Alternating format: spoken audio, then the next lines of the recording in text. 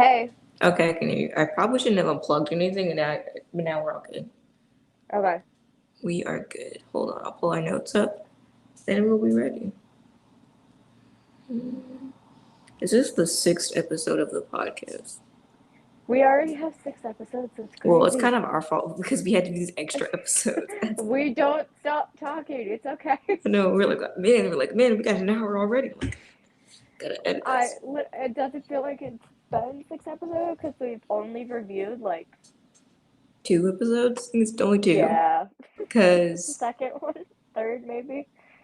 this is the third one. Because we had the first two, then it was hiatus, and then so that's what we did. The first part of All Things Barson, Oh yeah. and then we did the weekend special, and then we did another weekend special that we did into editing, which will come out tomorrow. We need to edit that, but we have finally got ourselves together. My roommate actually is asleep, so then I was like, man, I gotta go to the next part. But now we're good. We're good. Okay. Cool. So, story time was supposed to be we talk about Broadway. That's why I put story time. But on the notes, that's why that's his story. Of what for the Broadway? For the episode, because you want to talk about warfare. Remember? Oh yes, I do. That's what story time was supposed to be, but then I never accidentally told you what story time you could have put. But oh well. I was very confused. Okay. Well, we always have a story, so I don't have any today. I feel like I mentioned it last time though. We didn't put that. Well, technically, they haven't seen that episode. Not seen. They can't see anything. Okay, fine. I heard that episode because I haven't put it. Say it again. So. Yes. Hold on. We need to introduce before you start saying it. Yep. Okay. Okay. You want me to do it or are you going to do it? You can do it. Okay. Welcome to the Truth Runs Deep, an SVU podcast. My name is Terryn, and I'm Kalli. And we're here to talk about all things SVU, organized crime, and fan fiction writing and more. So on this week's episode, we're going to review, reviewing an episode, reviewing SVU 2319, oh my gosh, I cannot talk for some reason, Tangled Strands of Justice, and Organized Crime is 219, which is Dead Presidents. And a bunch of other stuff. I don't know what else happened in our lives, but a lot. So, we're celebrating we're celebrating me being on summer break by recording a podcast. So, here we go. Okay, so first, SVU 2319 was, absolutely full of guest stars. It was so good. Demore was back. Mm-hmm. Hallelujah. Betty Buckley was there. Icon. And this time we had Orphe added to the group. She mentioned this last time, but I'll say it again. So Andy Carl, who played Mike Dodds, is Orphe's husband. Mm-hmm. And Orphe and Mariska are really good friends in real life.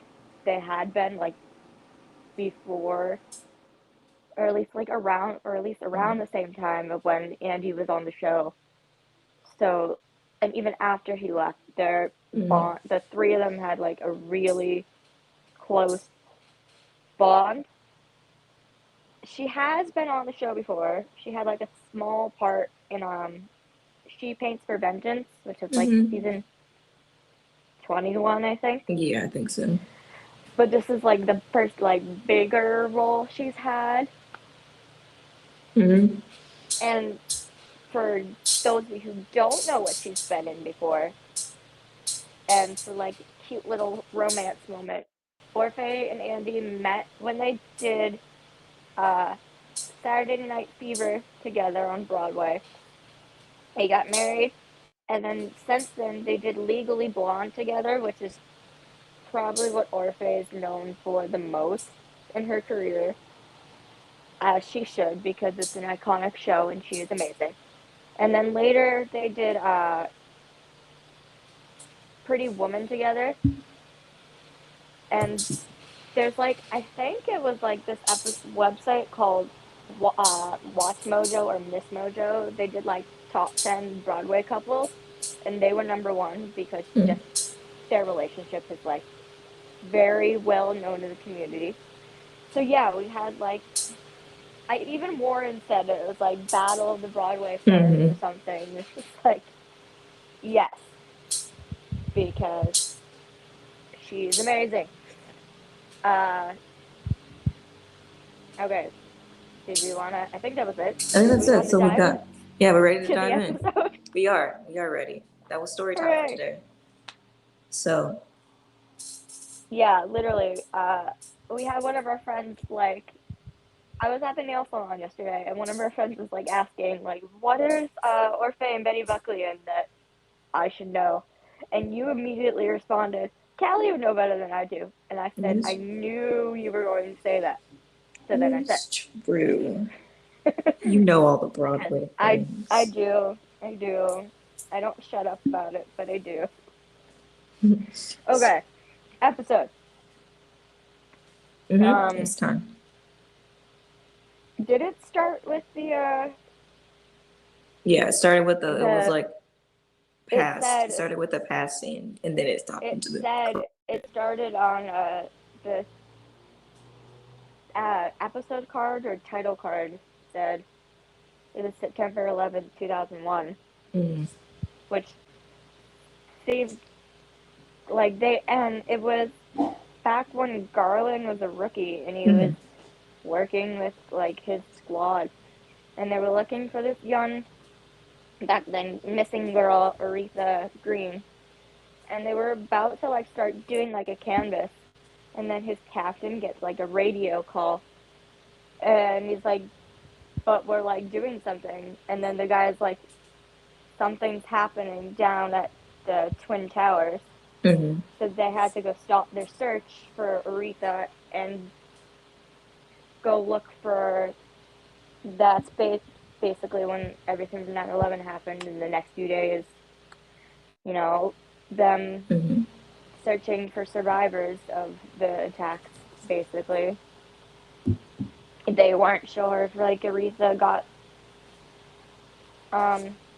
was like one of the survivors of what, or not survivors. The casualties. One of the casualties, or at least not one of the ones that was like accounted for that still hadn't been found back then. So that was the first part, because this episode had two cases. So we had the flashback, and then it transitioned to a girl waking up in a bed with a guy older than her. He wakes up, she grabs her shoes, she takes a bunch of his watches and leaves. She then the guy wakes up and calls the police.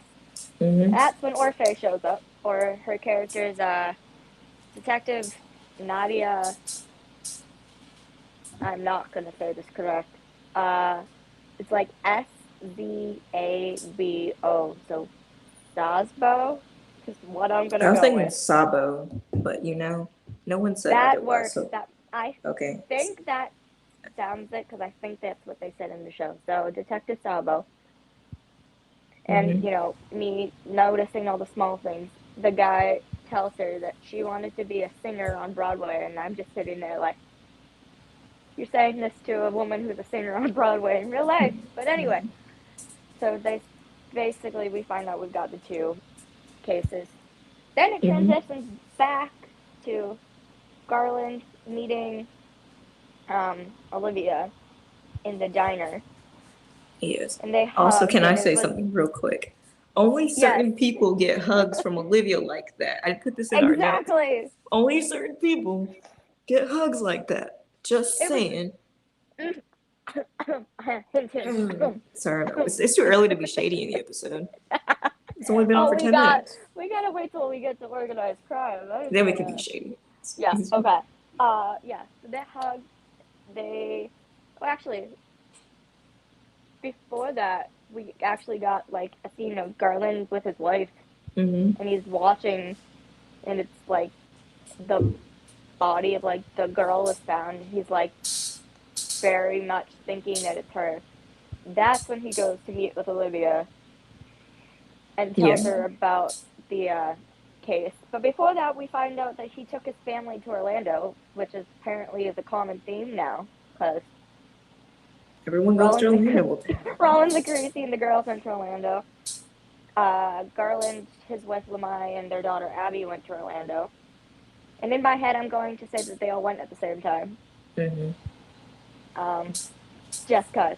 Anyway, so Garland tells her about the case, and it was like one of his first cases as a rookie, and it's been with him ever since.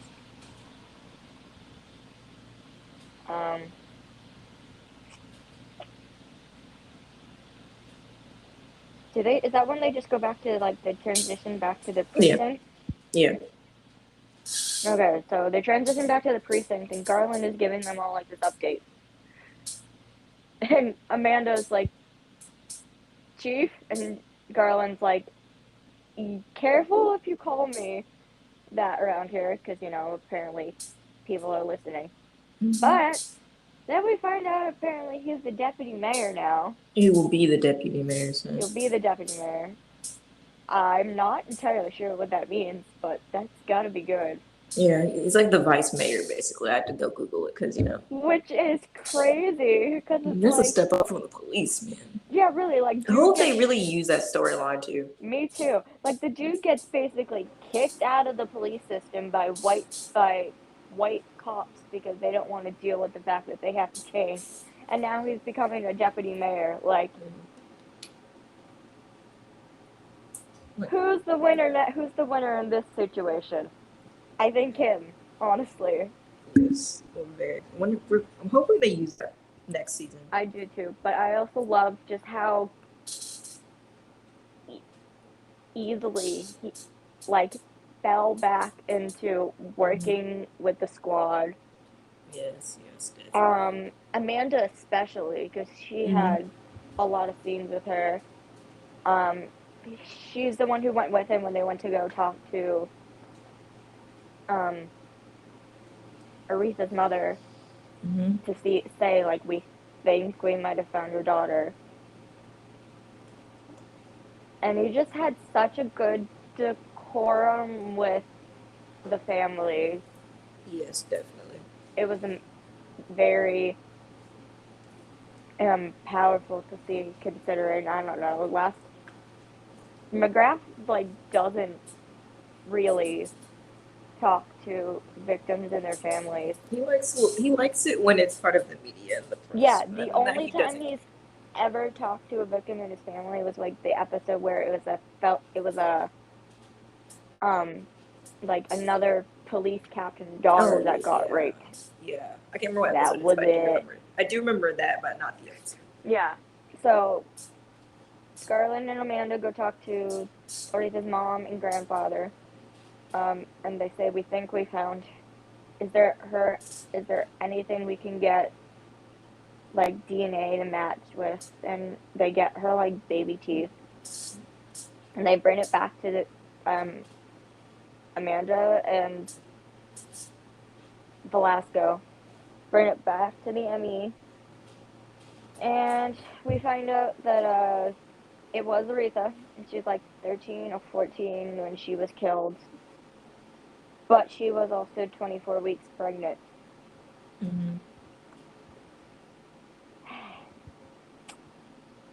That was just rough to hear. Like, first we have this girl who's like pulled out of the water. Yeah. Back from like 9/11, and then we find out she's almost like 5 months pregnant.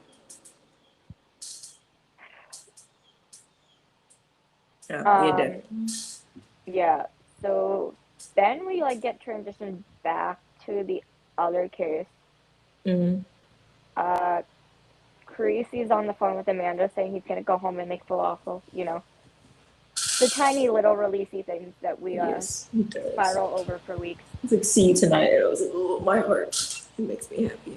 I need some. Then we find out the other big plot twist of the episode. This was only like 10 minutes into the episode too. It was crazy that the girl who got arrested for the robbery was Libby Blandon, I think is her last name. And that was the girl who was raped by Henry Messner. That was shocking, to say the least.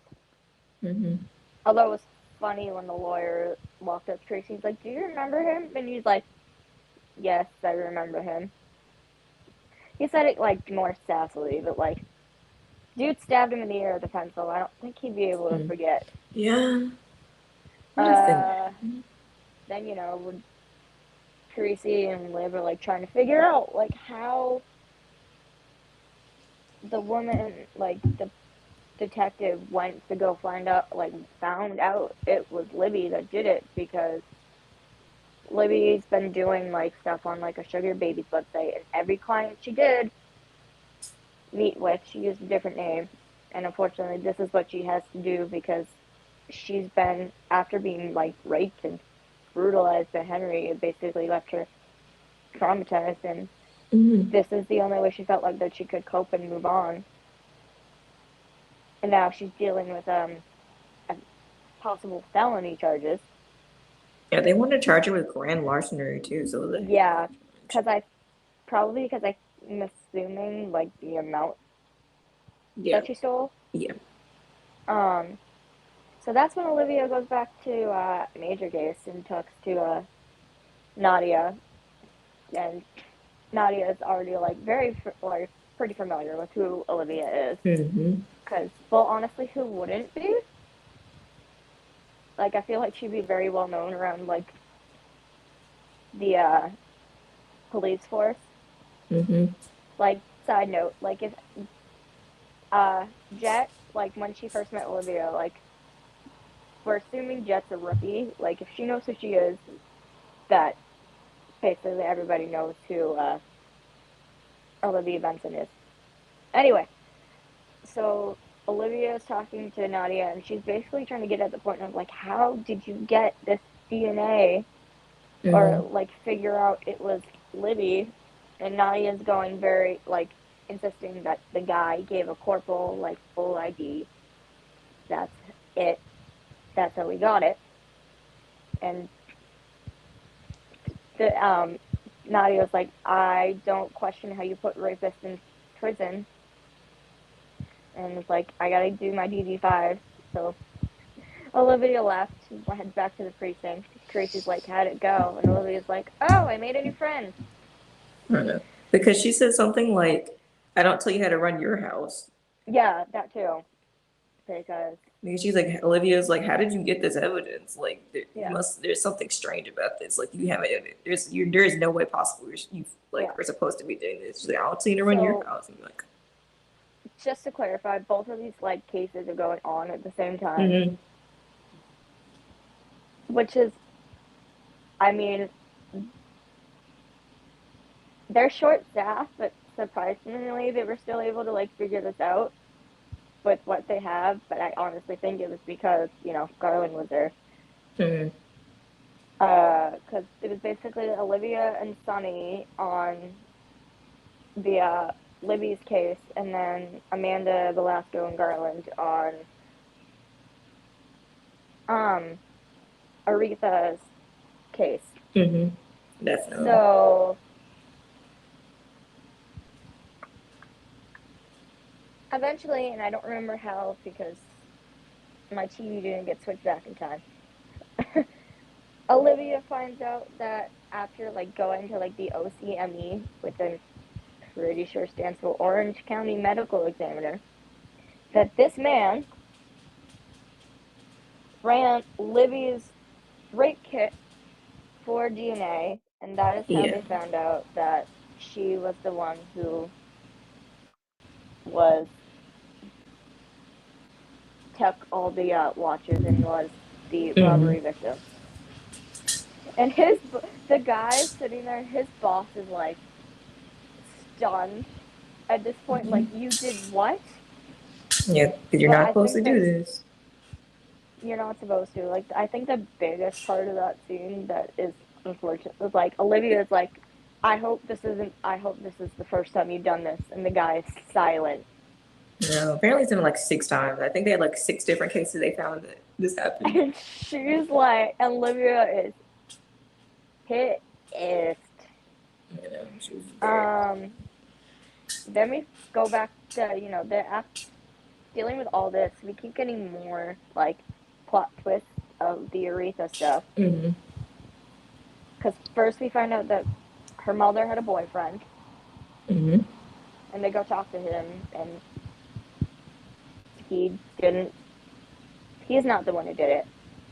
But then we find out later she has a little sister that the mom didn't mention because she's like a drug addict now and didn't want to mention her. Mm-hmm. So with that, they got Garland and Amanda got like more information that needs to go on.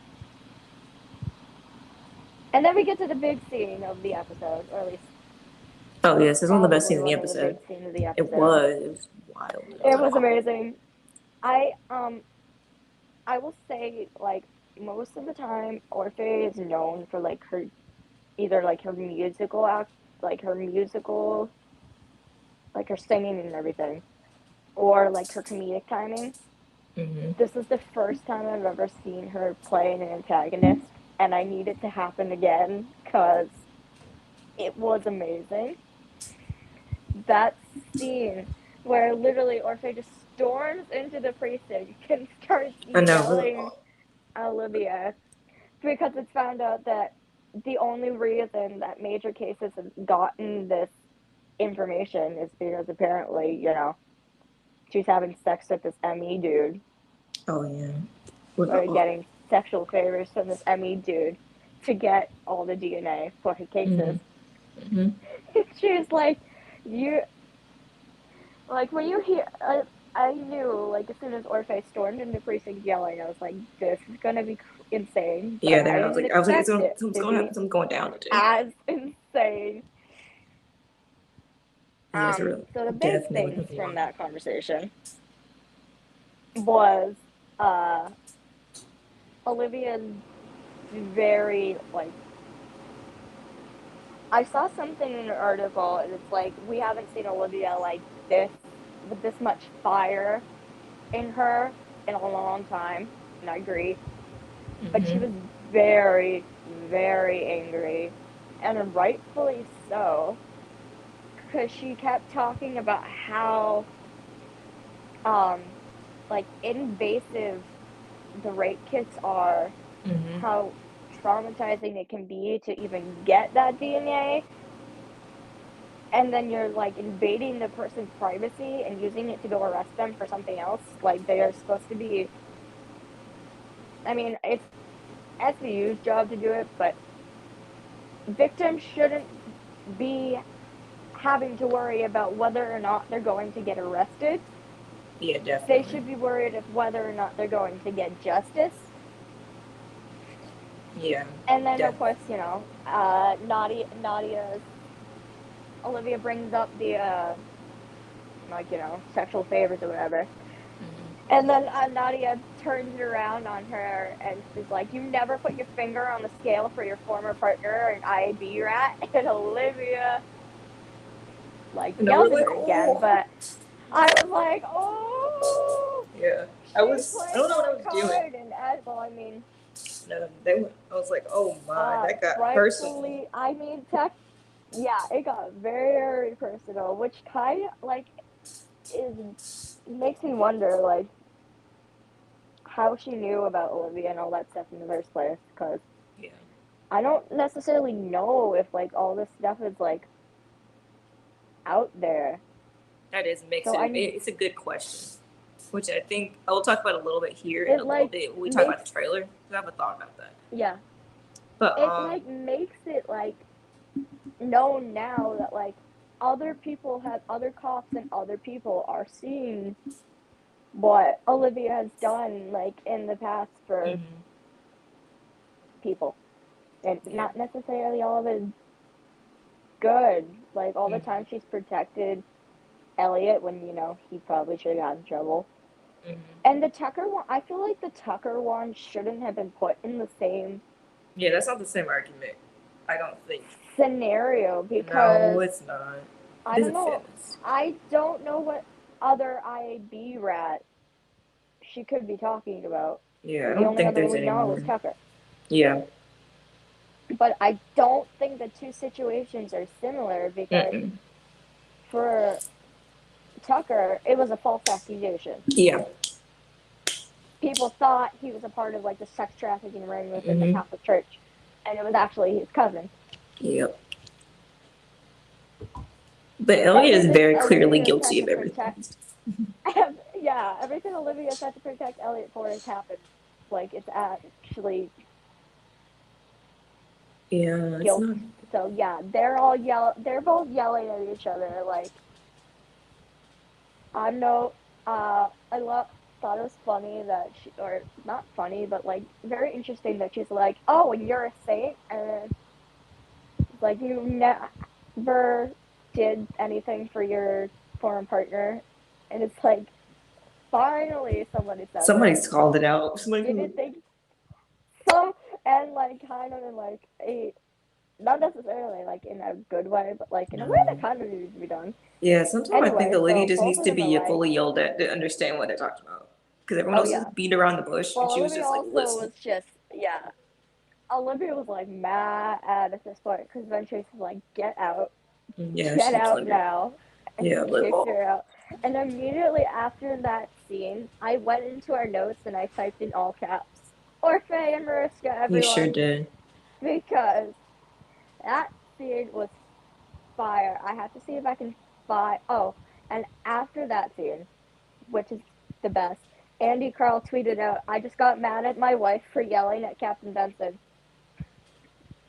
on Law and Order TV. And everyone was like, okay, that's hilarious. And then she quote tweeted it. And she said, you're supposed to. Hashtag I understood the assignment. She sure did understand. I was like, man, that scene was. I was texting you, and I was texting my mom there, and she was like, oh. So it's like, I've been watching like Orpheus stuff for like a while, but like that was definitely, I feel like, another level of acting for her, and it was amazing. So she can come back to SVU anytime. Please. Maybe not necessarily as this character, but you can come back anytime. This character, who knows? They may be like, we need to do an investigation. What? Who knows? Well, yeah, because we'll get to it later, but like they basically like put this stuff out there.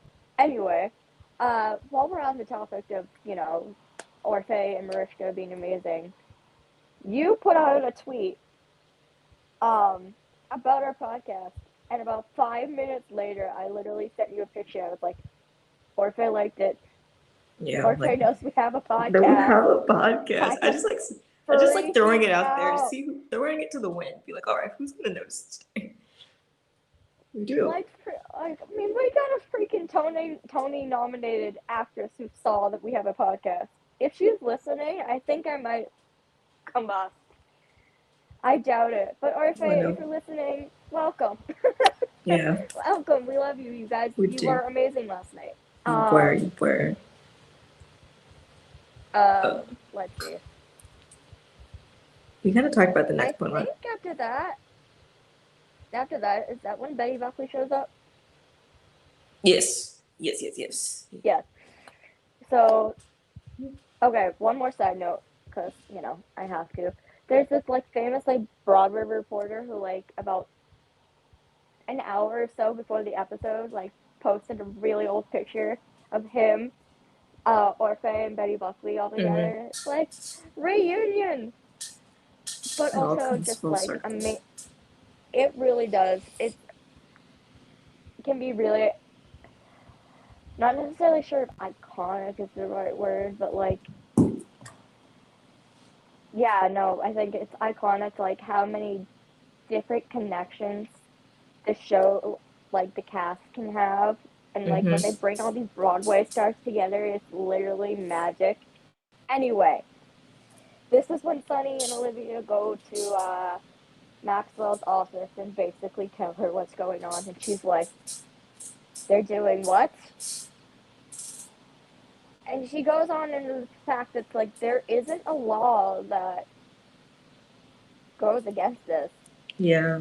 But they speak about, 6 different cases where that major case has done this. And she's literally stunned. She's like, all right, I'm going to have to go talk to the Queen's DA, even though I don't want to, but I have to.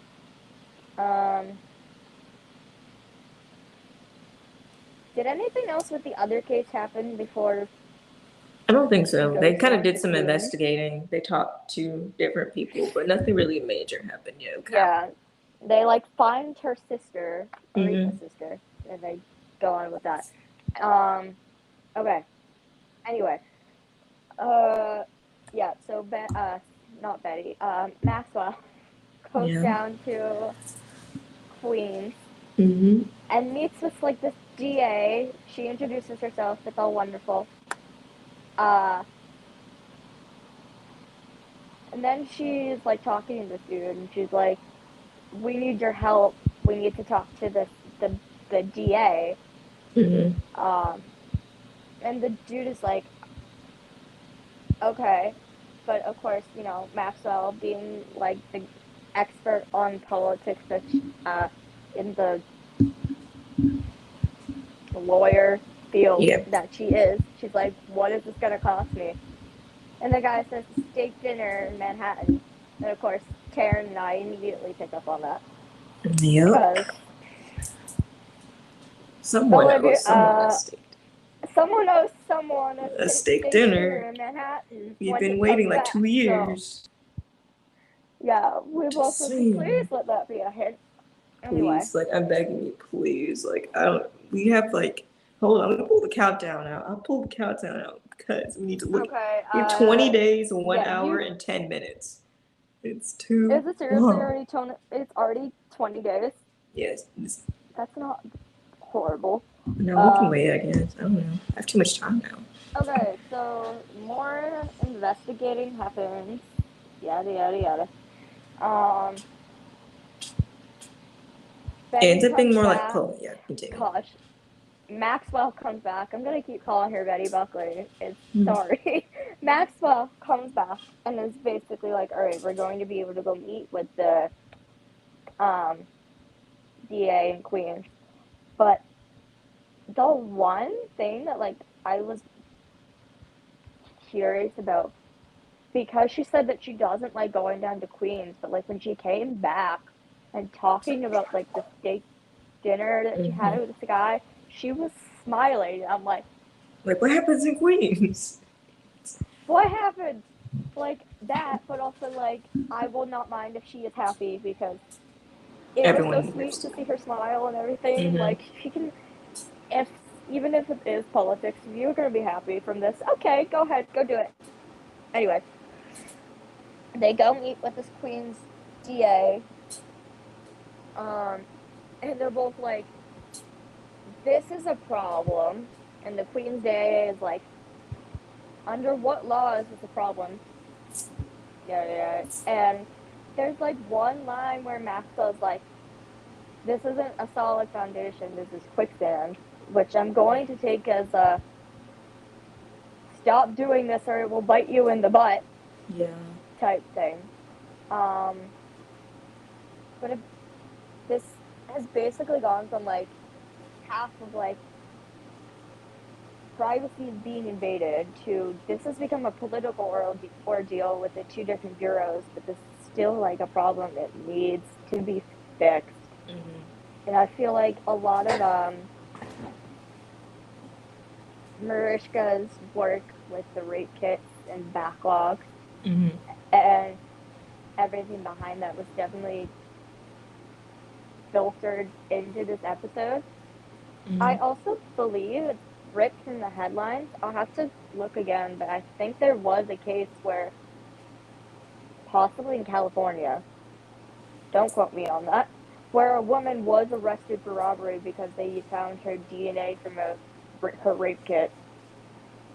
So that's where this came from. Mm-hmm. All right, I think that's enough on the Yeah. rape kit Yeah. We're towards the case end of for the now. episode here. Yeah, we're close to the end. Then at the near the end of the episode, where we find out the big plot twist about Aretha, that her grandfather isn't her grandfather after all. It wasn't her.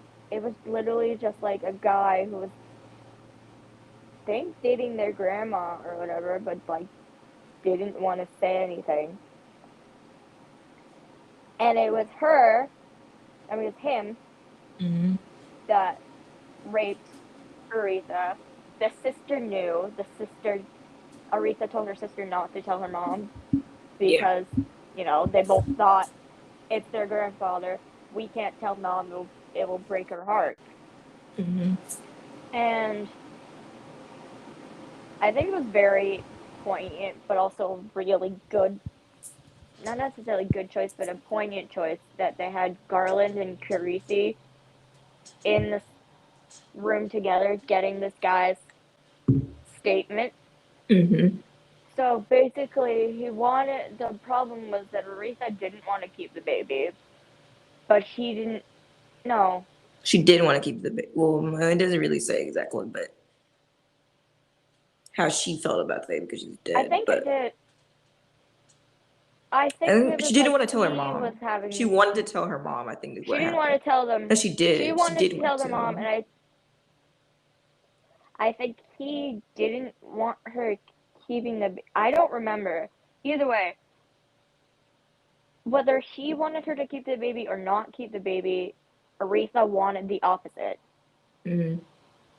So he like shook her, Yeah, and she and hit her her head on head the hit the tub. bathtub, hit her head on the tub, and that killed her, basically.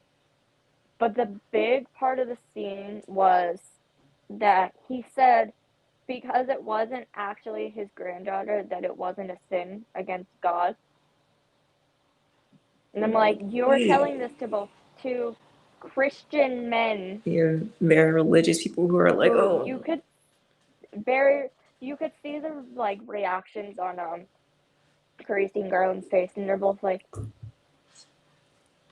it's not necessarily like it's like a mix of like their anger and like just righteous like sad nature flowing out of them.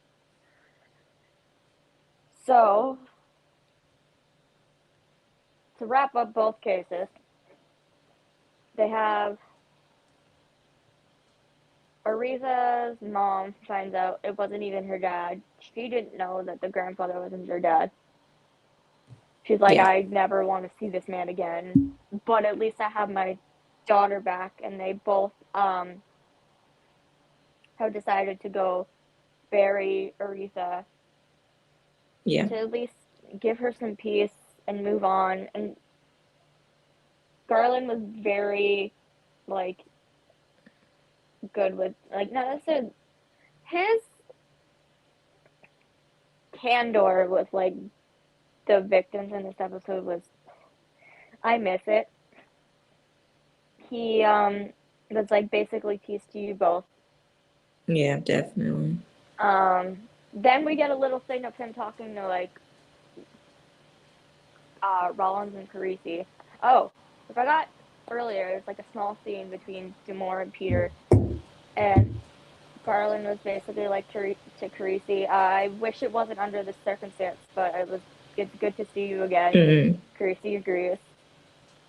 And I also feel like that translated later when he's talking to both Rollins and Carisi, and he's like, "It's good to see you guys again. Like Godspeed to you both."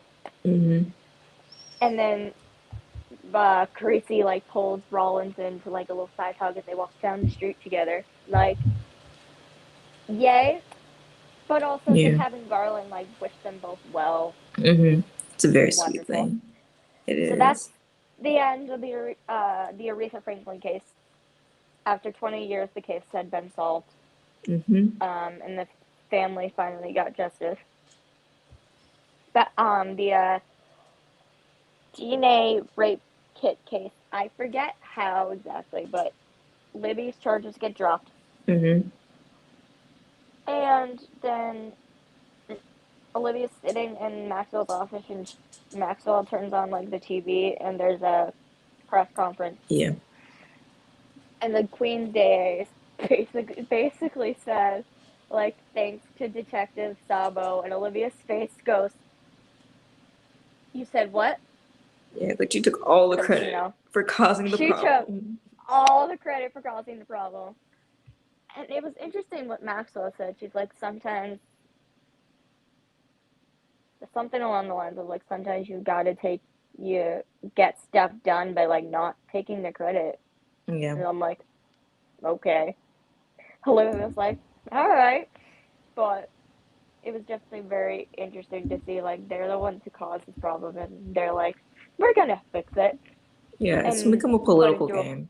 full investigation. Yeah, definitely political. It may not be this season, So probably not. I feel like all the episodes are pretty set, but at some point this is gonna become political review. Are we done with the episode? Was that the end? Yeah, that was the end. So how would you rate this episode out of 5 stars? I like this one. I give this one 4.5 out of 5. It's pretty good. I agree. I like this one a lot. I feel like we don't ever dislike an episode. The only one I can truly say dislike. Oh yeah. But I think it was a wonderful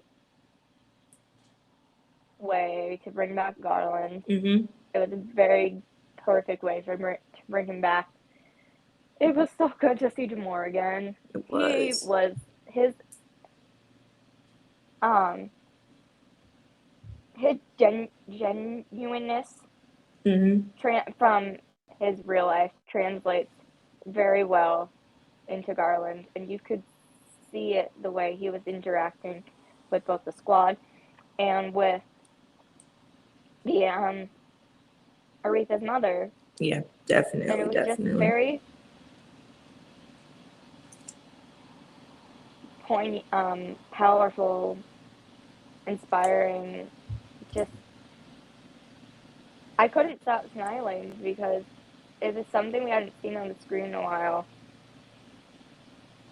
It was just wonderful. It really was. It was. Jamor, you can come back anytime. Please do, actually. Come back anytime. Because we have to figure out how this deputy mayor stuff is going to go. We do. We need to know what happens. Please. The one thing I wanted from his return that we didn't get was, I'm assuming the way he reacted when he said, you can't really call me chief in here because, like, other people are listening, is I wanted him to talk to McGrath again. Yes. And be like, yeah, I'm doing fine. You're better than before. Better than before. Sorry, you thought you were taking me down, but I'm fine. But other than that, just having him back was so good. I think it was perfect episode for him. Also, there's so much talk on Twitter of making Betty Buckley a regular. And yes, I agree. She should. You can bring her back anytime. Anytime. We love her. Such a queen. Such a queen. We love her so much. We do. Okay, I think we can talk about we can talk about half of the trailer in between before segment two. Half of the promo. Half of the promo came out in between because they do this every time. They give you a little bit and then give you the other half. So we kind of find out of like why the episode is called "Do You Believe in Miracles?" Yeah, I was like, wait a second. It's also the Mother's Day episode. Like literally, I don't remember most of the promo. But the one part I remember is like Garland is not Garland, Amanda is trying to talk to this girl or like this victim in the park, and she's like, I'm carrying God's baby. We're like, there's only one Jesus. And we're like, okay. Yeah. That explains where the miracle part came from. That's gonna be an interesting episode. Yeah, because how did we get from she got kidnapped? Well, the second part of the trailer says that she got kidnapped. In some kind of way. Maybe she's been in a cold or something. I don't know. Maybe this is a cold or something. I don't know. I think it's two different episodes. The girl who's carrying God's baby, I think it's the SBU Mother's Day episode. And then the organized crime part is the crossover, which is different. Okay, then. I was confused. I was like, what? Okay, that makes sense. It's like two separate things. So the girl who's carrying God's baby is in the SBU episode. I'm not sure what episode it was supposed to be. What's your question before I was going to say, calling it a the characters kind of cross over, but the stories don't cross over. It's kind of an interesting thing. Don't quote me. No one knows. I don't know. Don't ask me. So I think it's two different stories. because it had like 2 different You're right. scenes. You're right. So I think they just looked kind of similar. I don't remember what episode it's supposed to be, because it says there's an episode coming up with Carisi where he said he's like a friend from childhood became a priest. That's the next it's one. like That becomes is. a victim. No, I mean, The, okay. That's next. Well, not next it would have week been after. very interesting. Okay, it would have been interesting if like those plots like correlated. So ignore that. So next week, the SVU episode is a Mother's Day episode. Also, the girl, they had to figure out how the heck this girl is supposedly carrying God's baby. Yeah. Okay. Yes, that is and then, the trailer. They give us half of the they give us half of the OC stuff, and we're like, whatever. We weren't paying attention or were ignoring it because we were just waiting for the actual episode to start because we had things to look forward to. Anyway, I'm just good to move on to yes, organized crime. Organized crime. 219, which is dead presidents. Crime. Dead presidents, which you found out is a slang term for a lot of cash. Makes sense. There's a lot of money in this episode. Millions of dollars in this episode.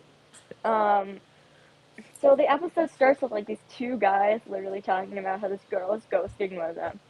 And his friend is like, I know how to fix this problem. He picks up his phone, clicks it, delete contact. Yes, there you go. And then 3 guys in masks come in and storm them and start shooting them and take all their money. And then we find out that those guys are working for Webb. Because Elliot goes to meet with them. Or meet with him. And it's like, one of my best guys got shot at and like robbed last night. I need you to fix this. Because like it was a lot of money that got stolen. $1 million. A lot. $1 million.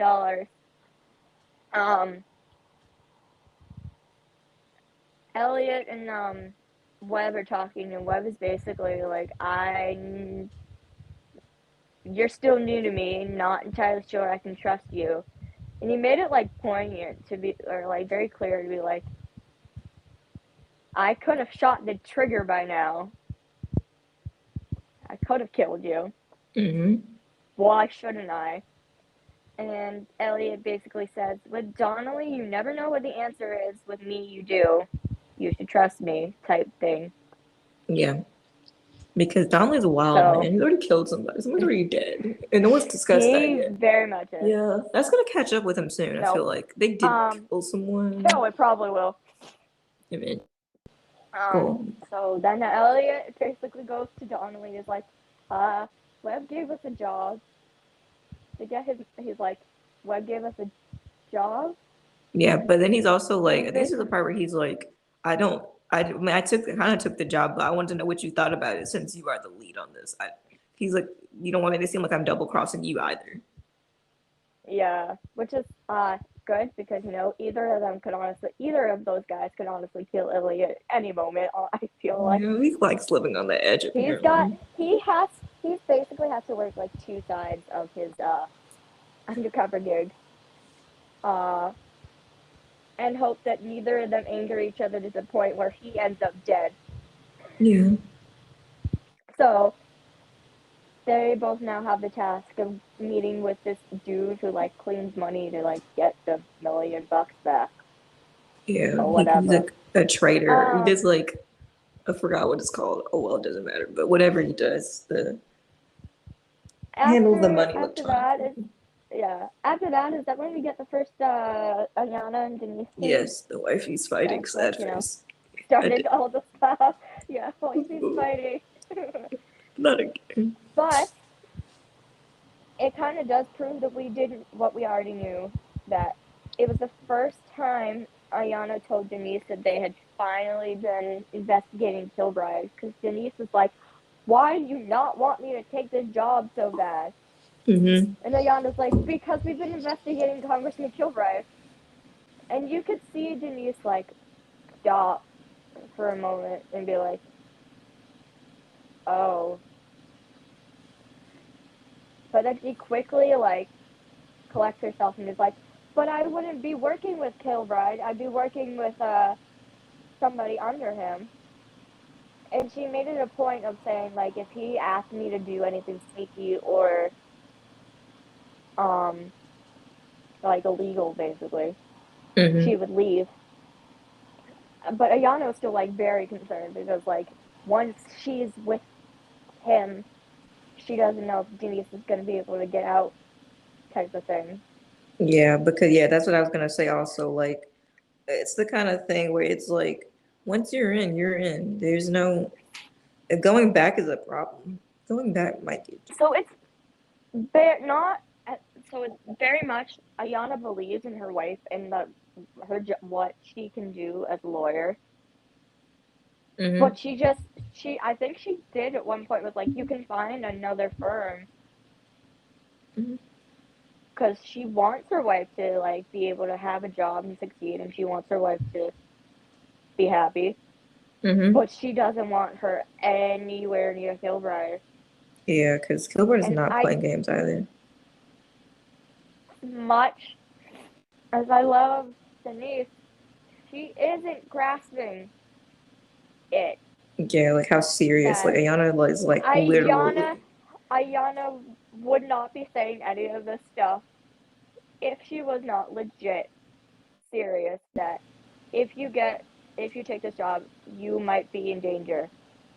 So then we transition to Donnelly and Elliot freaking drinking in his garage. Yeah. Because this is what he does. Yeah. We find out his car is his pride and joy, instead of his newborn kid. His fifth child. And he basically left his whatever child he has. His sixth child. His sixth child. I was like, you more than he left his newborn child with his breastfeeding wife and then went to go drink with Elliot. Yeah, it doesn't even. Dude does not give a crap about this kid. He's like, his poor baby. Your dad is probably going to jail. So, this poor kid. Doesn't even matter if you know him. He's going to jail eventually. So they talk. Then they eventually have to go do, like, this drop off or whatever with this I think it's like a Rudrick old. Oh yeah, that guy. Or something like that. So they go meet with his, like, bodyguard, and the bodyguard, like, tries to close the door, and Donnelly is like, I don't think your boss is gonna be happy if you turn down what's in these bags. It's like $1 million. So they go in, they meet this dude, they show him Elliot had, like, one good line. He's like, if we're carrying this much, do you think anyone who carried this much money wouldn't be carrying? So then the Rudrick Aldrich, whatever, that dude comes in, basically like, okay, fine, I'll take the money or whatever. We're doing this deal. Then Donnelly and Elliot go back to, like, the Brotherhood bar. Well, they asked for, like, $1 million. He's like, we'll do it for $1 million. You're like, yeah, because I think they're all greedy at this point. Yeah. Anyway, they go back to the Brotherhood bar to. Yeah. Speaking on that for a second, I think this is late in the episode, but Webb says something about that too. He's like, money makes people. He says something about it. He's like, he's like, money makes people do things. It's later, but it's like that point is very clear that money makes people do things they shouldn't be doing.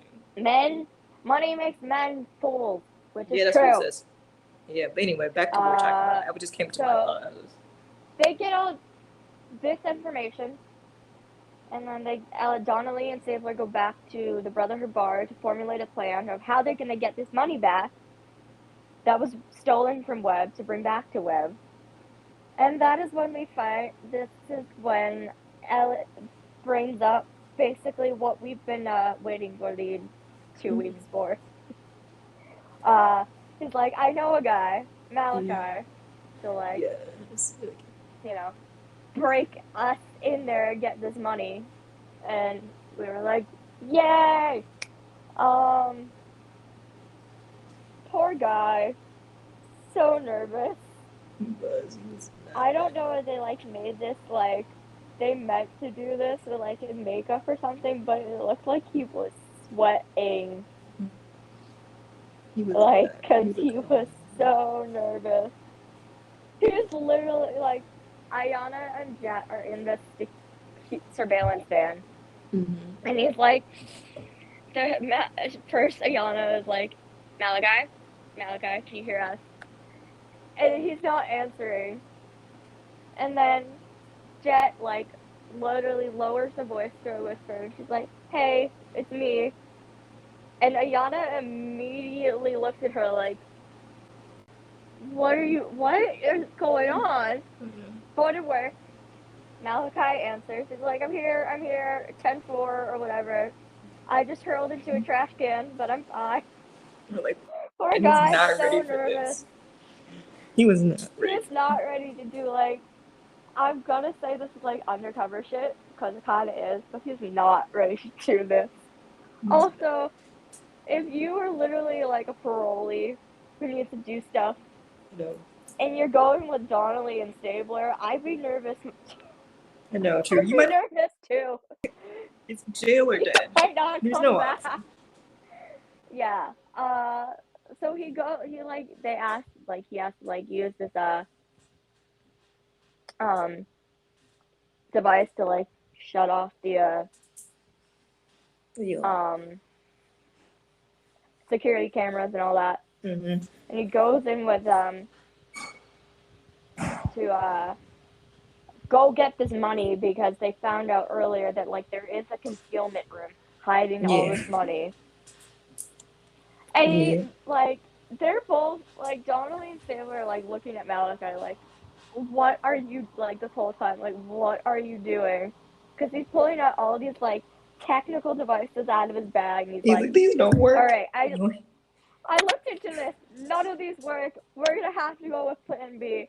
And he pulls out safety goggles out of his bag, and he's like, safety first. And they're both like, what? He pulls out a freaking torch. And then opens that bad. And I'm like, man, that behind the scenes video that you sent me is pretty funny about it though. Yeah. So I found out his name isn't actually Wessam, it's pronounced Weesam, so I've been saying it wrong. So Weesam is basically holding this torch in the behind the scenes videos. Why is the torch the option?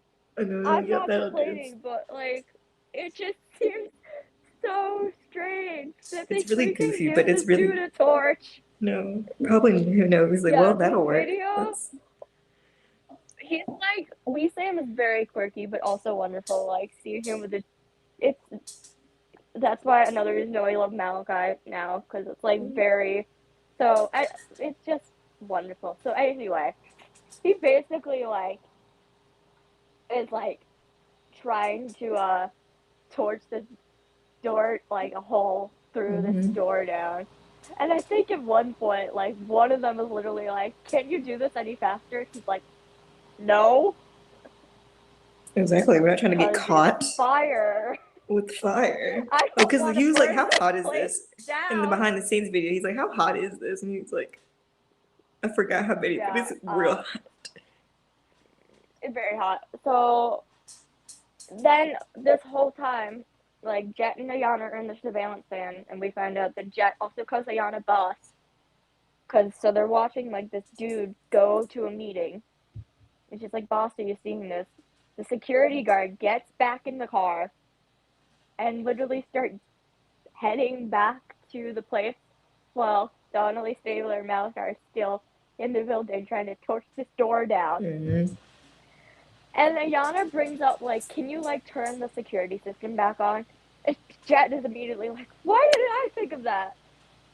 And I was watching with my parents, and my dad was hilarious. So as soon as Jet says, why didn't I think of that? My dad says, oh, honey, it's because you're in love. And I'm literally like, oh my God. But probably, because she's probably like not, she's probably not focused on the test. She's probably making sure that, Malachi makes it alive. Because Mm-hmm. Fire, Stabler, Donnelly, guys with guns. Yeah. It was getting I'd rough be out there. worried too.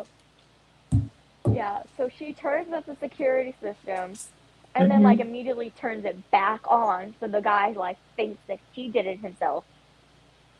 And the guy opens these giant like glass doors and Donnelly and Stabler are like back against the wall either Yeah. side, like hiding. I don't know where Malachi was at the time, but I'm Um, assuming hiding. Also, the fact that the The trailer, when they guy played it, they played that scene in reverse. It was just like, I was like, didn't they put it the opposite way? it did. It did. The trailer put it So the opposite way. You're like, yeah. The sorry, go ahead. oh, I was done. Keep going. Okay, so the guy leaves to close the door. They're all like, oh thank God. Um Malachi finishes torching open the thing and they open it and the only thing in the concealment room is a gold watch and like a tiny pile of cash. Yeah, it was like So a very little amount of money. It they was like were we here. conned. Yeah, they got it, man. You're Um like, they were got that yeah, you said they got it.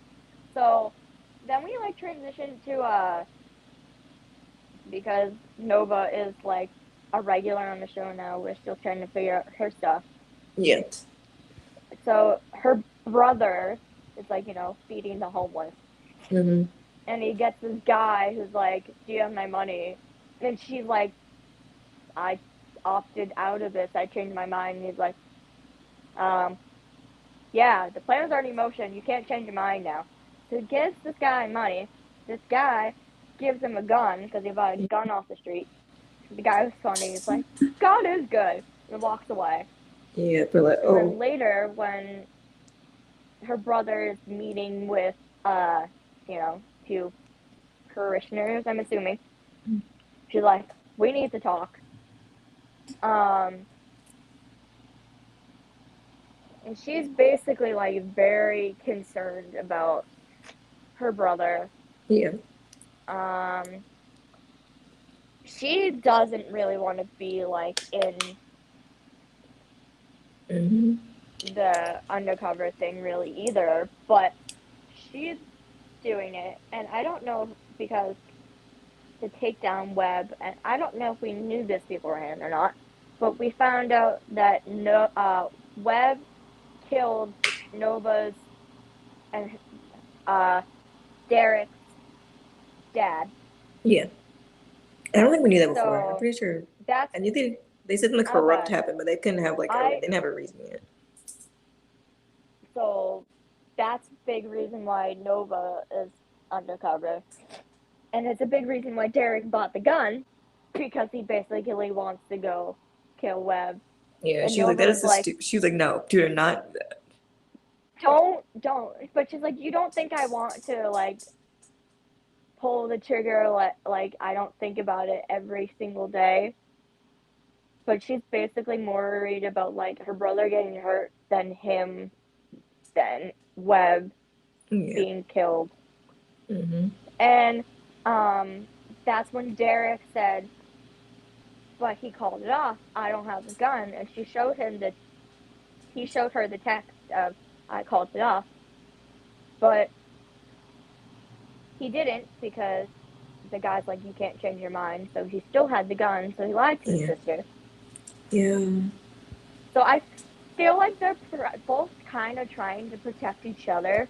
They're just not on the same page of how to do it. Yeah, definitely I agree. And that could cause a lot of Because they, problems. yeah, they're like the I think Nova said, she's like, you're all I have left. She Mm-hmm. like hugged him. She's like, you're all I Their have mom is left. dead too. Their mom's dead. They only have each other, and they got to deal with whatever the heck Webb wants with them. Mm-hmm. Okay, so then we get to the probably Truck. not necessarily the pivotal moment per se to like everybody else, but very much a pivotal moment of the episode. Yeah, for us anyway. This is why the rest of the episode seemed like a fever dream. Like, we literally don't remember anything else much. No, I don't remember half. We tried to take notes. I tried to make up some notes so we could earlier. While they were trying to figure out where all the stolen money went, because a safe just can't get empty for no reason. Jet finds on the security footage of a guy walking away like an hour earlier with giant bags of money. She does facial rec, and they put out facial rec. They get the guy's name. They get his license plate. They put out a bolo for him. Then they find him. So the squad, meaning Ayana, Joe, Madonna, a bunch of other cops, go out to go take down this dude. Ayana goes in first, and the guy is, while he's trying to climb out the window, shoots at Ayana, and it's like, honestly, it was very close. It was. I was like just barely. It was like right by her head. So eventually, Ayana was like shot fired on the roof. This is when me and my dad were both like, is anybody going around the back? And there was somebody was. It was Jet. Yep. She meets up with this guy. It hurts to say. Oh, okay. I have to get this out. So she tells this guy, police, don't move. He points his gun at her. She shoots him in the shoulder. Yep. So, this was the first time we ever saw, like. So the first time she's fired her weapon, and the first time she's shot. First time she's ever fired her weapon. First time she's shot someone. First time she's ever had a gun pointed at her. Mm-hmm. I feel like it's the first time she's ever said, "Police, don't move." Yeah. And the first moment I saw it happen, I was like, "Yes!" I think I blinked out, actually. I thought it was so badass. Then the camera cut to Jet's face, and my reaction went to, oh, shit, really fast. Yeah, we're like, oh. Because she was shocked. She was almost terrified by what she just did. And in that moment, I think I was just so, like, three things were running through my brain. One, yes, Jet does have emotions, or she wouldn't have been so shocked by the fact that she just shot another human being. Mm-hmm. Two, I don't know exactly how to describe it, but something in me, like, it hit me, like, just seeing that small scene of the big reaction. Ainsley is fucking talented. Yes, she is. Ainsley is fucking talented. Forgive my language, but at this point, the F word basically justifies that she is effing talented. Yeah, I'm like, listen, we have to show on explicit, so you really can say whatever you want. Alright, cool. Well, a big thing for, like, us is Ainsley is the same age as me. We are both 23. And the fact that she has, like, this pivotal moment that I'm literally sitting on my couch, like. Yeah, I think I blinked for a second, and then I was like, wait a second. What just happened? And you were like, she shot so. Because we text each other through these episodes. And we were like. I was, like, really happy, but when I saw her, like, because, Jet did something badass and cop-like. But then I saw her face, and because I love Ainsley and Jet so much, like, my heart literally started to hurt. I was like, she's so scared. Oh, gosh. That was very loud. Okay. an emergency alert just happened while we were recording, and my phone kind of like up to the mic, and I was like, I thought you were about to have to leave because of the fire alarm. No, but it is not the fire alarm. Not this All time. right. It is. All I don't right, know, emergency cool. alert for So something. anyway. This is. It's not even nearby. It's in a way different county. What did that even happen for? Anyway. I don't know. So yeah. Sorry, podcast. Sorry, your ears.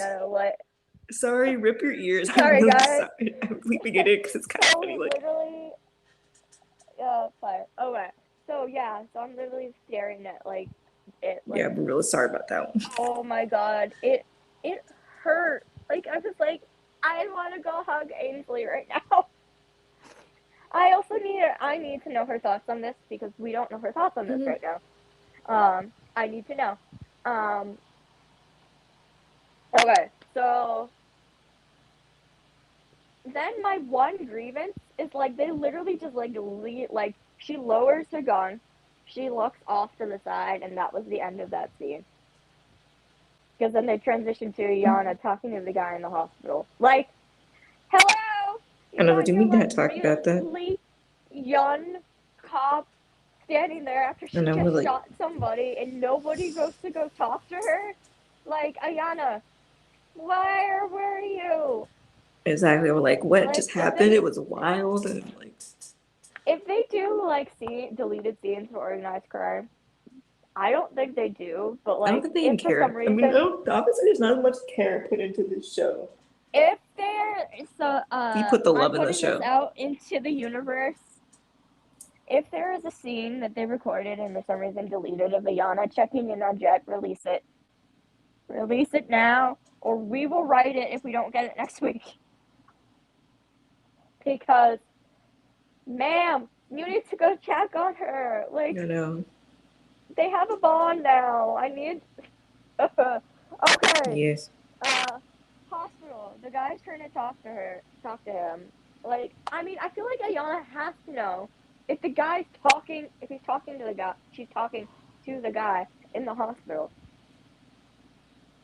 She has to have known, like, that someone shot him.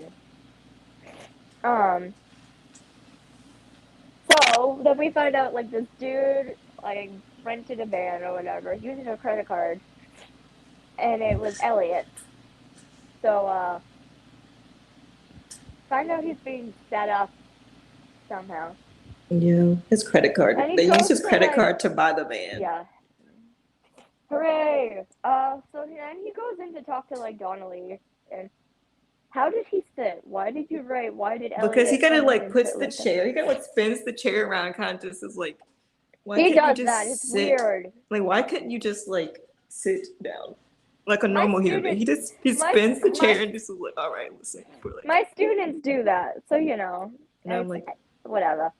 I mean, I don't know how to sit either. I don't sit properly ever, but still. I just don't do that. Man, yeah, so like, he basically goes in and talks to Donnelly of, like, what is going on? This is happening. I don't remember most of this conversation because I was too busy. Yeah, we kind of went on like a little bit of a something happened to both of us. We kind of just like our brains were like zoned out. Like, yeah, my brain's gone for that. I was like, I have to pay attention. I need the notes. I need the notes. But sorry, yeah. Basically, Donnelly was talking to. Sorry, Taylor was talking to Donnelly about how he got set up. Mm-hmm. Then Elliot goes to meet with Webb and is like, we don't have your money. Yeah. Then he gets in his car, and I was like, man, this is gonna be the end. He gets in the car. Elliot gets in the car. I thought he was gonna be in trouble. Don't get in this car. I thought he was gonna be in trouble. I thought they were gonna drive off. They may be gone. I was like, oh. Yeah. We find out that that's like when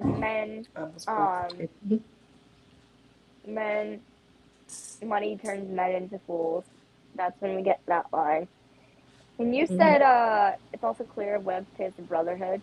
So basically at this point the system is like, I scratch your back, you scratch mine. But also I can kill you at any time. Yeah, it's a danger. Everyone's living in this there. I kill you or we agree.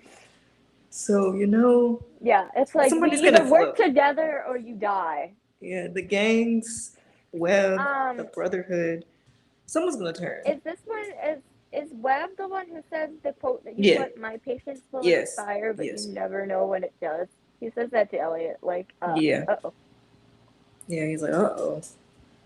So this is when, after that is when we get to the, part of the episode we were literally waiting 2 weeks for. We were like, by the end of the episode. And I love that, Sam and Ainsley were, like, advertising it, like, 5 minutes before the scene happened. Because somebody wrote on Twitter, I'm assuming it has to do with the fact that Ainsley goes by she, they, he pronouns. Mm-hmm. And it says, they can hack, they can shoot, they can ride, they can dress. Really, what can't Luke do?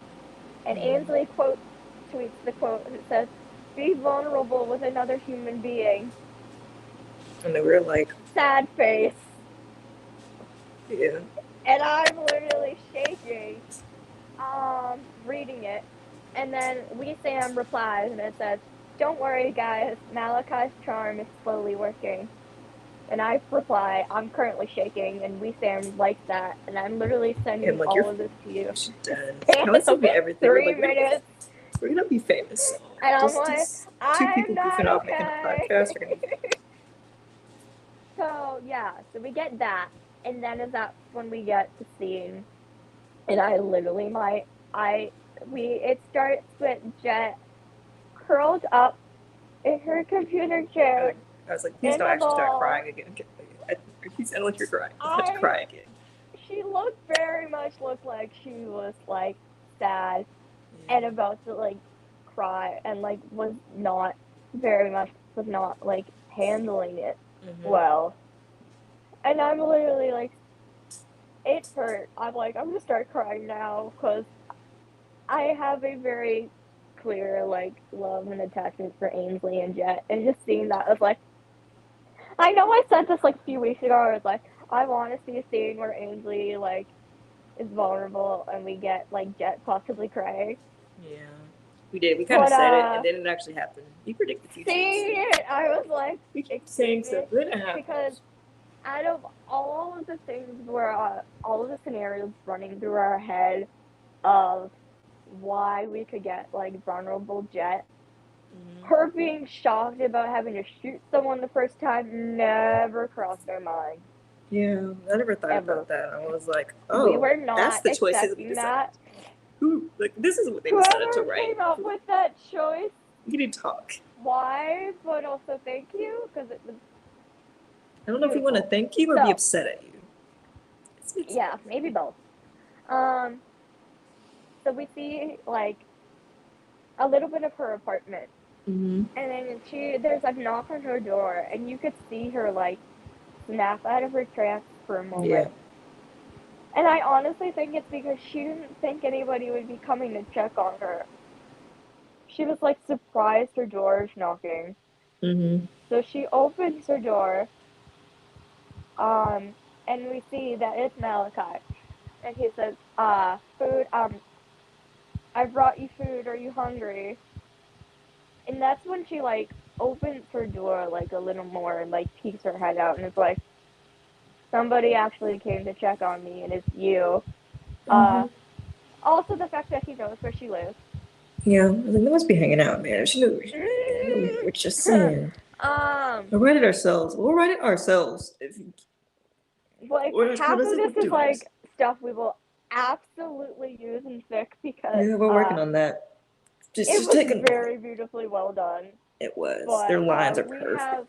It was and it like hurt me when it said she's like, I'll watch you eat. It's like, this is hurting her so much. I know. It's like, my poor baby. My poor badass baby detective. She walks in. They're sitting on her couch drinking beer, which honestly I wasn't expecting that either, but anyway. The conversation started out kind of weird, because he was like, we don't have to talk about this if you don't want to, but, you know, shooting somebody is different, like, it's like shooting somebody different than in a computer game, and I was literally like, dude, what the hell are you doing? this is not what she needs to hear right now. Yeah. But then he turns Totally. it around really quick and is like, but it's your job and you do it well. And I'm like, oh my God. And then it turns into, give me a minute because I know we wrote this down the other day. Like, You put I it in the quickly wrote this fic. down. You put it in the I fic, put it in and the I was fic like, "Where'd you go?" And then you were doing immediately. that whole like last night. We all kind of Immediately. just blanked. We were like, "What are we even doing?" We were answering group messages. We were texting each other. We We were didn't know writing the what was fic. going We were on. finishing the notes we had to prepare for today. So we were all on this. I have to get the next few quotes because it's literally perfect. But Yes. I'm not going to say what the scenario is, but I literally put a spot in the document in italics and it says, save for if we get usable Jalachi dialogue on Thursday. Yes, and then we And I used didn't, it. and I did, and we did. And it literally ended up being exactly what I wanted. Yes, And it's like, perfect. It very worked much. really well. It worked It really worked well for that scene. very well. I will say we didn't use all of it, but what Not we yet, used, anyway. not yet. Hint hint.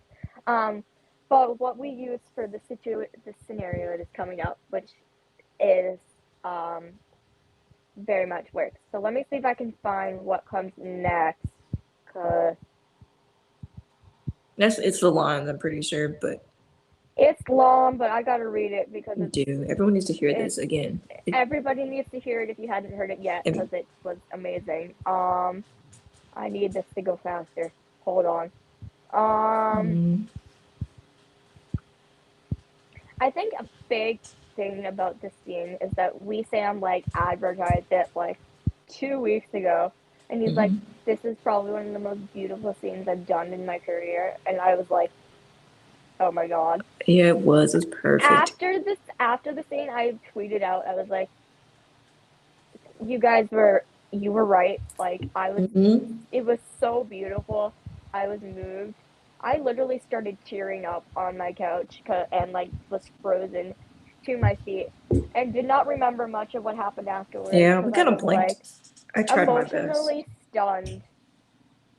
Yeah, like the rest of the notes after that are very short and very brief because I cannot remember. Like, I don't We were remember. both like a mess.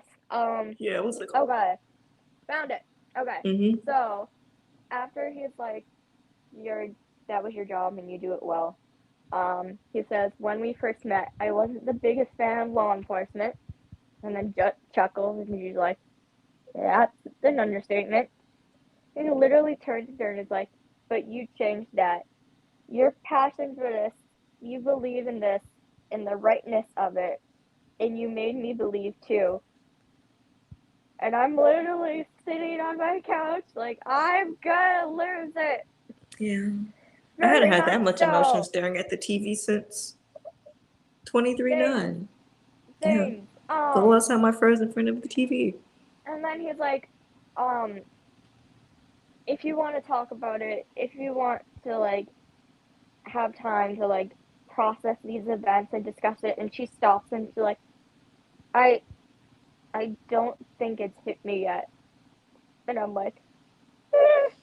And then this is what got us, I'm pretty sure, Yeah, his we icing got now. we The were fact that he's literally declaring that he's like, you changed me, you made me a better man. Excuse me. excuse me. I was Um like, oh. he looks at her after she's like, I don't know if it's hit me yet, and he says, when it does, I'm here. Then he does it while he's like touching her hair and looking at her, and you can see like her face like turn into like the teeniest little like smirk smile, Yes. and then she kisses him again, which is Yep. very key because like at least both of the kisses that we've got on screen, Mm-hmm. we're gonna say this probably more, maybe, I don't know. Um, she leans in and like Mm-hmm. gives him a very passionate kiss. That's the second kiss. In the that scene, the first one is kind of short and sweet. The second time is the very passionate one. Well, the first one when she does it, like after he touches her hair, is Yeah. like very sweet. Like, thank you for being here. Thank you. I really like you. I love you type thing. Mm-hmm. Um, she's, and then it turns into Malachi, like, shifting and, like, them kissing and, like, you know, her back on the couch, him on top of her, passionate type crap, And they were like, type oh, stuff. this got spicy real quick. And we're like, oh my god. And then Yeah. it literally, like, transitioned and we did not pay attention to anything else. But yeah, I kind of did. I tried. So much stuff I literally wrote down about this scene because I had to. Mm-hmm.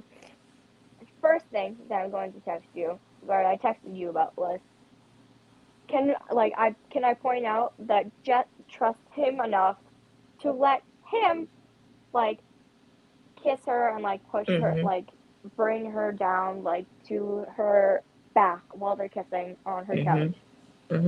This is coming from the girl who's, like, would not let anybody touch her. Yes. In season 1, or, like, would get very nervous and not really letting, like, not really open up to anybody. And now they're getting passionately kissing on her couch with him, like, almost like they're definitely, like, very equal in their relationship, but she was okay with him taking control. Yeah, definitely. I'm gonna read the stuff that I wrote down. So again, Ainsley supremacy. I fully believe now that we're, like, she has fully captured, like, now that she has let Jet's emotions, like, open up. I believe she has fully captured Jet's range of emotions and both her commitment to her job and now her relationship. She's letting this guy in and comfort her through, like, some of what her darkest moments. Yeah, that she's been. She didn't think that she would, like, have, like, much support. She was very, like, grateful he was there. She really is learning to open up and trust him. And I feel like out of the people that she can trust right now, he might be on top. And then possibly Ayana, but it's, like, 2 different kinds of trust. Yeah, like, definitely.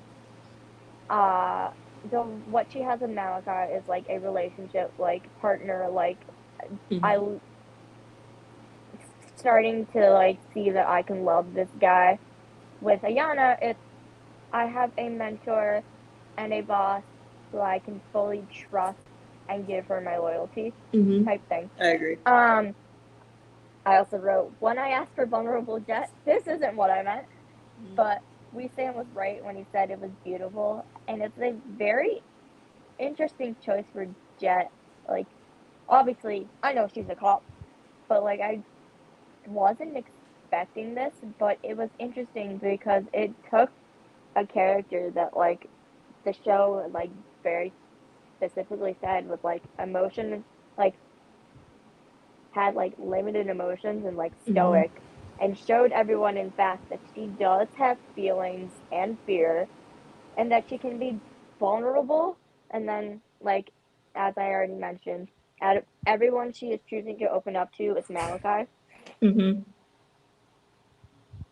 Anything else to say on this scene before I actually... I don't think so. I think we got everything. It was a wonderful scene. We loved it. Ainsley and Sam, thank you. You guys are amazing. I know you're probably not listening, but we love you guys. No, like, we do. We do love you. This is what we're here for, honestly. There's a lot of, like, young, like, younger people's relationships on TV. And while I know this is, like, a cop and a parolee, putting all that aside and just looking at the 2 people that they are, I very much believe this is a very authentic relationship. Yeah. They have very much respect for each other. They're, like, very Well, they really are like equal, like Yeah, definitely. partners and willing to like. Because we've talked about this in other episodes of, well, we talked about other ships. We talked about how like equality is something that's very important. Yeah. And I think having at their age, like the fact that they have it is very key. Also, the fact that they started out like hating each other. Yeah, they did. And now they really were enemies to lovers. They feel that true. Look at them. They are in love. They are two young people in love. It's something beautiful how much respect they have for each other and how they can be vulnerable and like soft with each other. We've only started writing it like recently, but like everything I've written, I feel like is very similar to what the show has done. Yeah. And it's just something really beautiful, and they've got talent. They have very bright futures ahead of them, whether it's on the show or wherever else they go. They very much do. Okay, that was all the Jalachi stuff that we waited for. Okay, so there are very much worth it. It was. We love it. There is a little bit more of stuff. The last like 5 minutes because it's a Beaver dream, but I kind of remember it. Okay, the next part was the Belloc stuff. Yeah. Where Ayana gets home. She comes home late because she said earlier. She said she's like, I'm gonna come home. I'm gonna take care of Jack. I'm gonna do all this. You know, she said that earlier in the episode, but then she literally like, and her wife like, she's literally like, I'm sorry, but I'm here now, and I'm literally like, why? This is why she should have known that, like, you know, if she like told like Denise that like, let's see, Jet shot somebody, I had to go take care of it. Feel like Denise would have been a bit less upset, but she just didn't say anything. She would have like respected the fact, because I don't know, if she's young, Jet is young, I feel like Denise would understand. So Denise is like all dressed up, and Ayana's like, where are you going? And Denise says she took the job and is meeting with Kilbride.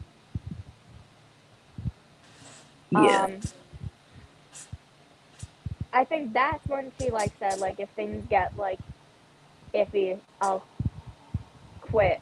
Yeah. But for now, I'm taking this job. She said something. She said she wanted to work at a place where she felt wanted. I forgot about that part. Yeah. Ouch. Yeah, she's like, I want to work somewhere I feel wanted. I'm like, oh, I mean, I understand where she was coming from by saying that. Excuse me. Ouch. And I'm like, ouch. I was like, oh, no. Let me, because I know, keep talking while I pull it up, because Danielle, like... Yeah, there's an article that came out earlier today. Yeah. You sent it to me this morning when I got up. Yeah, Danielle's very fast in her interviews, apparently. I know, I'm like... It gave us some information about Bella. Because we literally had nothing. But the fact that they were married and they have a son. That's about it. We literally had been married and had a son, and that one was a lawyer and one was a cop. Yeah, that was it. We found out that they're not newlyweds. I don't think we thought that they were, but... Yeah, we had like a reasonable amount of time. But about the same time as she said. I think we were like a couple years. Been married like under 5 years, and they're moms. And it's very interesting that Danielle puts us in. It says, and in Belle and Denise's situation, Denise is the one that carried the baby. She's the one that stopped working and put her life on hold, so they could welcome this child into the world. And Belle supported what Denise wanted, which is to have a baby. Of course, she's thrilled to have a baby, but her career is nonstop. It's completely out of her control, a lot of the things that happen. And I think that Denise and Belle have a hard time seeing eye to eye and understanding where each other is coming from, which I very much agree. Because not denying that they don't love each other, because I very much believe that they do. But they don't understand like the difficulties of each other's job. I agree. I love also that she put in regarding Denise's job offer. She's not only is she trying to protect her physically, because you know she doesn't want her wife dying, Yeah. But she's trying to protect her emotionally because nobody wants to hear that being used as a pawn for something bigger. Mm-hmm. The last the last thing you need to hear is that you're not being sought after for your actual talent, who you actually are. And then Danielle also added that because she is fantastic is what she does. Mm-hmm. But and she definitely believes in her life, but like she doesn't want it being this. Which I love. I loved the way that I loved that article because it very much pointed out that Ayana loves Denise more than anything. She truly believes in her as a lawyer and as a woman, which is why wanting to protect her is so important to her, Mm-hmm. even when she's dealing with all the difficulties of her job. Yeah. That being said, I It's feel like interesting to see how this is gonna play out. it does. That being said, I feel like Ayana, even with her conflict, I want her to try to see from Denise's perspective, Mm-hmm. and I also need it to be vice versa. Yeah, definitely. I mean, there's only like 3 episodes left, so. Yeah. And they don't talk as much about organized crime episodes. Like we literally only know like occasionally, so we have no idea what's coming up for I them. literally have like tweet notifications on from Ainsley, Danielle, and Weesam in case anything comes up because And of then that. you send them We to don't me so know. we can talk about it. Yep.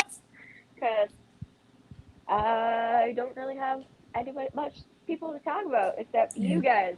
Yeah, That's why we have this podcast we now. literally do. We talk to each other so we can talk to you on Okay. Then we have the the Elliot last went to scene. go talk to his dad's partner, which was I think it's. I think I feel like I don't know. I tried to put Donnelly. Oh, his name is Frank. I was like, what was Frank? His name Donnelly's is. dad. We don't know what his that was both like after the Jalachi and the Belloc stuff. We didn't care anymore. We Just were done. The waiting for the episode was promo. I'm over. like, I'm here We waiting for were the promo for waiting for the next week. promo. I don't care. Basically, what we found out was uh it was a good shoot. Like, don't let any Yeah. like basically it was basically saying like the dad's thing is like it was a good shoot. Don't let Yeah, anybody that's else not tell you Frank's dad. That otherwise. is Elliot's dad's partner. Is who he Elliot's goes to dad's talk to. partner. I forgot his name. It doesn't really I matter. thought But it was okay. My but his mistake. So but he talks Elliot's about dad. Frank's dad also. There we go. That's where I was confused. That's where he So says don't. Well, yeah, he says don't yeah. listen to like Donnelly or his dad. So basically, Elliot's dad's partner was very clear that it was a good shoot. Mm-hmm. Elliot's dad was protecting him, and that he earned his combat cross. End of story. Then Elliot goes into like the storage unit and like looks at fold files. You know, the one from the picture where everybody thought it was gonna be something else, but it wasn't. It was not that. It didn't Sorry, need to be people. that. That's a horrible idea. It did not need to be that. Did not Absolutely need to be not. that. If you don't know what we're talking about, don't worry about it. We've said it before, so if you We said it in the last episode, episodes, you'll know. Anyway, so it was like he was looking at his dad's folder, dad's file, and he finds his video like watching more of his home videos, and he finds out that the gun used to like for the shoot that like got the dad his combat cross. It's the same gun that his dad had him shoot for, like he's a child. He's practice. small. He's maybe like 7 or 8. He's 7 small. or 8. Really cool. Who's letting their 7 or 8-year-old shoot a gun? This makes me wonder. I always wonder. I'm like, this is why Elliot's messed up in the head, honestly. Probably. Because It's we not his already fault. know, like, his dad, like, physically abused him. Now we got all this stuff. These weird stuff. I'm like, it's very. So, yeah, we're going to put this out there. It's not that we're not denying the fact that Elliot has been, like, abused and had a messed up childhood. We're not. No. But he also didn't, like, do anything about that. About it. Yeah. Okay. So that's the end of the organized crime. We're finally done. So we gotta wrap up. I have like 16% on my iPad. When I sat in this room originally, the sun was up, and now it is dark. And the light switch is too far away. Okay, then we get the rest of the The promo. trailer. Yeah, the second part of the trailer. Whatever. This is when we find out that Olivia is like telling this girl that there's a kidnapped girl. They need to go find her. Yeah. And for all the advertising that they did, that Danielle did, and they did I think everyone said something. Maybe. Everybody has said something about the ladies. Danielle specifically of it being like her, Ainsley, Kalli, and Mariska. Yes. Being like badass doing cop stuff. And then everybody like advertising that Kalli was going to be on Organized Crime. And then the promo is about Benson and Stabler again. I'm like, they it's clickbait. We get it, but we get it. Yeah, I literally put in the notes. Else? Yeah, we were like, I put next week crossover. Ew, sorry, we don't care for them that much, especially after episode 9.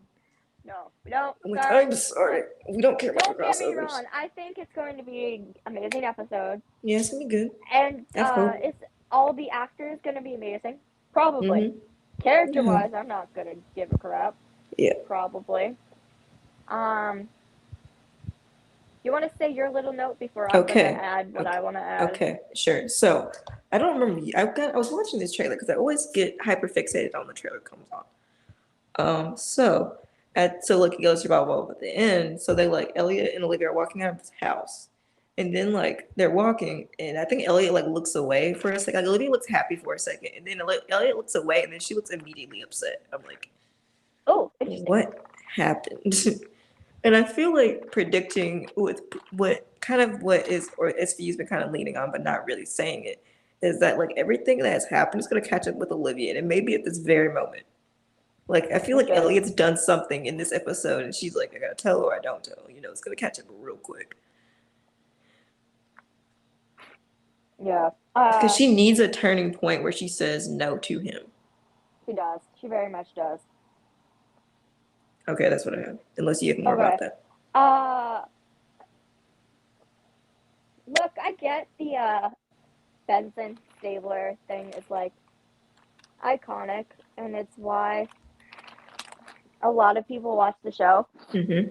But they're not the only people on the show. I agree. Very much so. You shouldn't be advertising like a show that's basically about like a squad of detectives. Actually, in this case, because it is a crossover, 2 units. Yeah.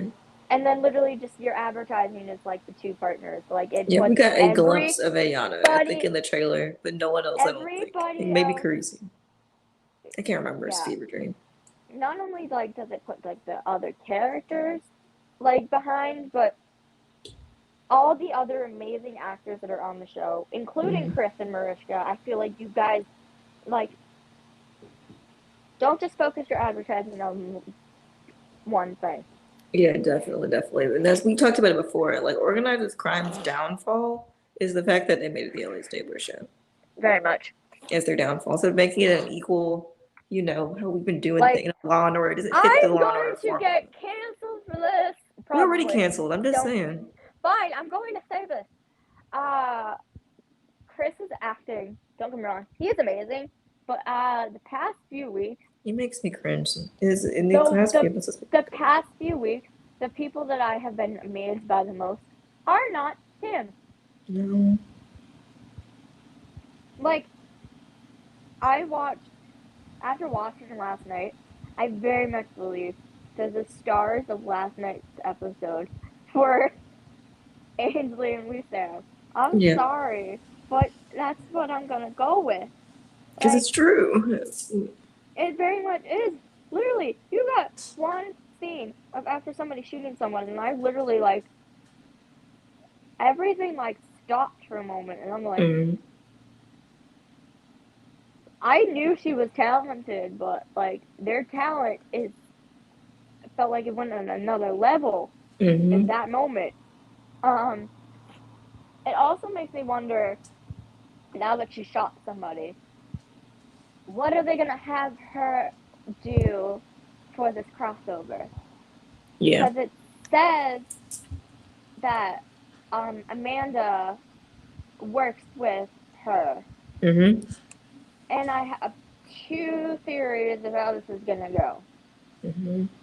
One is usually for SVU, Amanda is the one that they have do all the tech stuff. Mm-hmm. Which, so if it's literally like an Amanda and Jet tech moment, I think I'll combust and scream because that would be amazing. Just to see Kelly and Ainsley do scenes like that. Mm-hmm. But I also feel like they have to because I don't know if you just throw Jet back into the field after she just shot somebody and is like very much still reeling and Yeah. processing. Mm-hmm. I don't know. Yeah. Although I would love if we got a scene because like Amanda has had like moments where she shot people and she's very much struggled with it. If Mm-hmm. like we had a scene of Jet and Amanda like talking about it. Yeah, There's definitely. like people who like after like a little bit fast times at the wheelhouse were like Oh people love yes. Kelly and Ainsley's dynamic Yes. and I'm very much very excited for that We because need I it feel like again.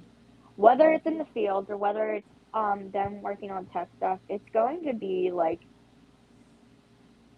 it's not necessarily like a mentor mentee thing. It's Mm-hmm. very much two female detectives doing their job together. Um, but also one of them can give the other like they can learn from each other as Yeah, well, definitely. if that makes any sense. It does. It does. Well, do we have anything else for today's episode? It's the Did first time we? we've done it without breaking anything.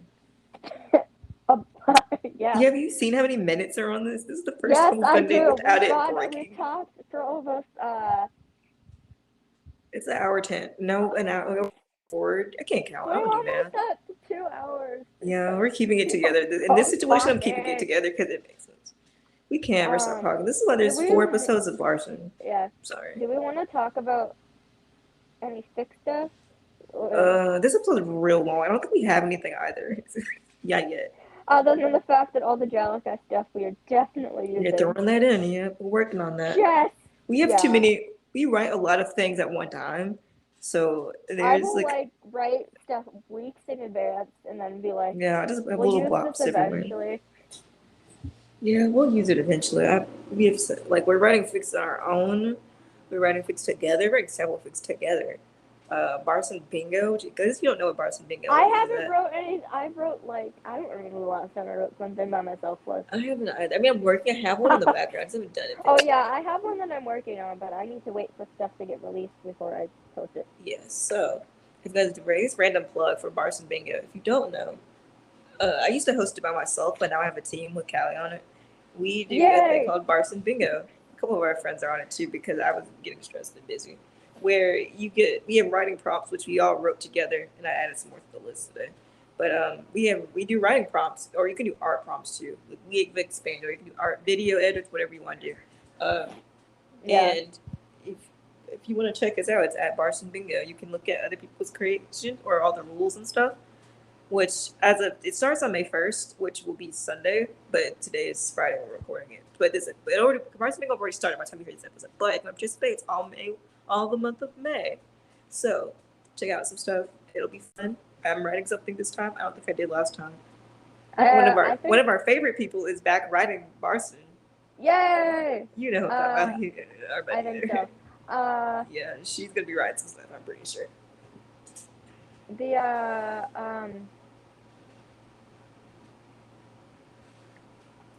We didn't like write anything like specific for it, but we like brought so much Barson because we kept releasing chapters of the truth.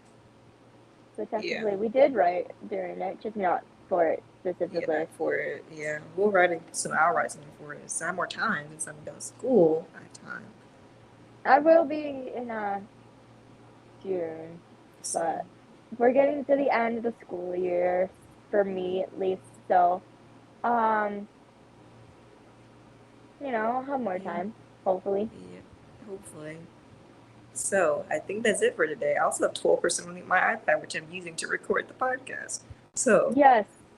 So we're gonna wrap this up here today. If you want to yell with both of us on Twitter, go ahead, because not gonna shut it up. It's TRD_podcast. You can leave us comments. You can even rate the podcast if you want. Tell us what you think. Tell us what you want to hear. I'm pretty sure you guys can also, if you're listening on Spotify, you can actually leave us voice messages. There's a link where you can send us stuff. We have ideas for stuff coming up. There's only 3 episodes of the show left. Somebody who gave us an idea today, and I was like, yeah, we're going to do that one. Doing research for it before we got the idea. We'll get to that one. It probably won't be till next June. We'll probably get that one. Because there's 3 episodes of the show left. So, I will at least say that if we ever get to it. Yeah, we probably will. I will not shut up. It'll be fun. That'll be a fun one. We have so many fun ones coming out. We have something to edit too. We have so many ideas. I gotta edit some later. Thank you guys for listening. Thank you guys so much for listening, and hope you enjoy the show. Tell us if you do. Tell us if you don't. We don't really care. We're getting canceled.